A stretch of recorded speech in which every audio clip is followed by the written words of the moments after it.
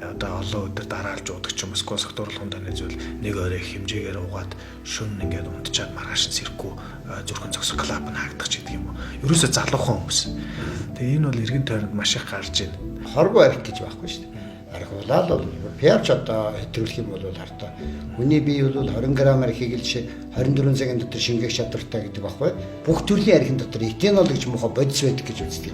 Энэ этинол бодис чинь цуснд орсноор цусны доторх эдисийг хомрогдон устгаснараа захын мэдрэлийн хялгасан судсууд бол нарийсдаг, зүрхний ойролцох судсууд бол өгөршдөг, өгөрсөн даав шиг болдог гэж одоо ярьдаг. Тэгээд тэнд одоо суд сагарах магадлал өндөртэй. За тэгээд шартад хордоод ирсний дараа бол яаж нэг зүрх шаардсан хүн чинь нэг сулданд орчдогтой адилхан. Зүрхний хадаван бол удаашралд орчиж байгаа.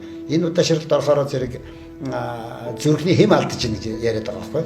За энэ зүрхний хэм алдсан зүйл маань бол яаж ийнэ вэхээр одоо импакт өгнө. Ингээд нөгөө зүрхний халав нэг ингээд зогслоо. Тэгээ буцаагаад одоо тэнийхээ байчдаг гэдэг юм одоо бүдүүлгээр яриулээ. Тэгэл одоо импакт өглөө.